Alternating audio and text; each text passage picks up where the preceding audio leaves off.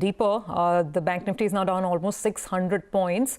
So no recovery, Anuj, insight whatsoever. It's becoming a complete trending day on the way down, isn't it? Oh, it is. And especially on the financials, there's absolutely no recovery, 2.7% down on the Bank Nifty. So that obviously is a bit of a problem point. But I think we have our guest still with us. So, Mr. Tulsian, before we thank you, I just wanted your thoughts on UPL.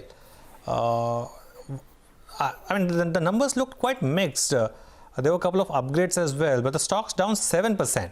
What do you make of it?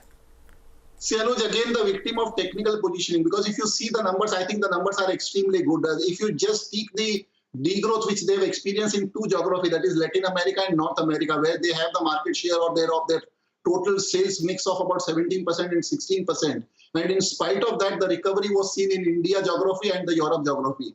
And this recovery in Latin America and North America is both going to come in the Q2 and Q3 going forward. So I think if you read in that context, because firstly, YOY, there has been no kind of disappointment either on the operating profit or on the EBITDA or on the top line. And in spite of that, if you see the fall of about 17-18% in these two geography, which are giving them 1/3 or more than 1/3 of the top line, I think this is commendable.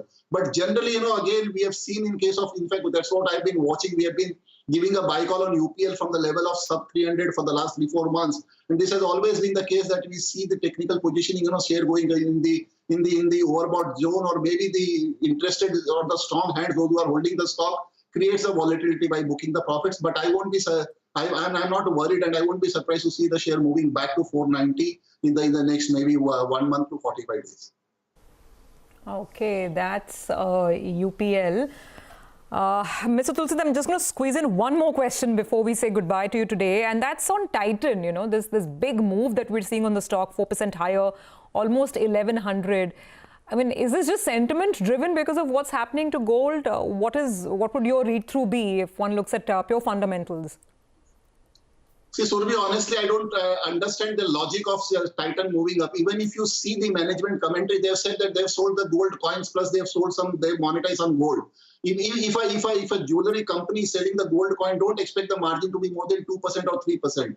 By selling that kind of only gold coins, people are not buying jewelry. People are buying gold, maybe in the form of gold coins and all sort of things, where the margin to the jeweler is not even a couple of percentage. So if the market is gung-ho on that news of the gold prices going up, that is seen to be negative for the jewelers. If you really go and ask the jewelers across the street, or maybe in any geography or any town, you don't find people buying the jewelry now. With the marriage season going off for the next 4 months as such, these things are seen to be quite dull for the jewelry company going forward. And in fact, a couple of companies, which used to show the consistent performance, maybe Thangamaya Jewelry. I'm not trying to compare that with the Titan, which has a 1/10 in terms of size. But they have a strong presence in Kerala and in Tamil Nadu. They used to show the excellent numbers. But see their Q1 numbers, that has been quite pathetic because they were purely seen as a jewelry play. So I don't think that one should really be justified giving these kind of upsets being seen in case of Titan today, or on the pretext of the gold prices going up. All right, Mr. Tulsian, thanks a lot for joining us. Good talking to you. By the way, the other stock of one of the stocks of the day today is Solara Active Pharma. Just pull out that and post the numbers. This whole API space, in fact, we saw that big move in Laurus Labs as well. I mean, everyone has seen it, and it's just been phenomenal, the move in some of these API plays. Just pull out some of the longer charts of some of these stocks. That's for today, of course. It's up about, 15%. Now, let's see a slightly longer chart. There you would see it on the screen. Yeah, I mean, 181% over a 12-month period. Now, let's pull out Laurus Labs and see the same chart for Laurus as well, there as well. I don't know what, if you see from the March levels, it's been just humongous. I mean, there is Laurus Labs 12 months is up 200%. But look at from the March lows, crossing 1,000 today. Deepak, which one or both do you have in your portfolio? And a lot of people are having this FOMO feeling about API plays. Your thoughts on what's happening here, and if anything that you would buy even at current levels? So, to be fair, we have this in a portfolio we call momentum, which is essentially a passive portfolio that just picks up stocks that are moving fast. So, we sometimes don't know the reasons why when they start moving that they're moving, but apparently in this case, the fundamentals were also playing out. Many of these stocks have been making new highs. There are different times. You saw Lotus now, you see Granules a little bit earlier. We've seen a bunch of other stocks in this. I personally feel, I haven't analyzed the fundamentals in detail. These stocks are expensive by nature because they're starting to go up a lot more before most of the fundamentals play out. So you'll find them extremely expensive, but I think having a little bit of your pie now on this particular area of pharma, whether it is API or formulations, I think will stand you in good stead. We've always had a small allocation to API to pharma in general, but I think this is a time when naturally they will grow bigger. So while I would say if you're a momentum player, pick both up because that's the way momentum works. What goes up keeps going up. And you have to have a strict stop loss to be able to get out. On a more fundamental basis, you want to analyze this over a couple of results more before I think understanding how sustainable this price point is.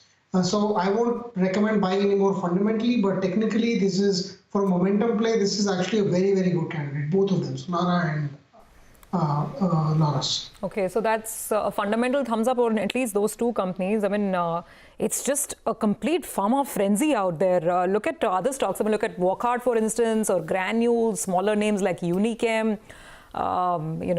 It's just a long list out there. Anuj, it reminds me of what was happening to graphite stocks. And when, he was talking about momentum, Deepak. But how do you look at this frenzy that's playing out in pharma and healthcare? You hit the nail on the head. In fact, stolen my words, Surabhi. I was about to say the same.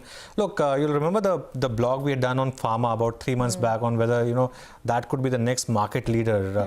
And that's how it turned out. I think what's happened now is just... a lot of people would have seen that top-down move and after that said, okay, let me now, go to bottom-up stock pickers move. And that's what you've seen. I think purely on the API moves, this is the COVID play. For Lotus, it was the HCQ play as well. So, there's been a lot of requirements of APIs and there's been a lot of gains that these companies have made. I think... again, just like graphite and what was the other company? HEG. Yeah. You don't know which one is the peak earning. So these companies, of course, they are not on F&O, but these stocks will peak out someday when they'll come out with blockbuster numbers. Now, Lotus has already come out with blockbuster numbers. I don't think Solara's numbers, by the way, were blockbuster. They were good numbers. They were solid numbers, decent numbers. But most of the times these companies will top out with when it will look like nothing can go wrong. I don't think we've reached that stage yet, but I mean, if you got into these stocks, hats off to you. If you stayed put, because at times you see a stock move up 15, 20, 30, 40%. I mean, Lotus, for example, you would have been forgiven for exiting 1 week back and, you would have made a lot of money. And after that 1 week, you look at your, the stock's gone up another 100%. And you're saying, what's happened there? You bought it 500, you exited 700 and all of a sudden it's 1,000.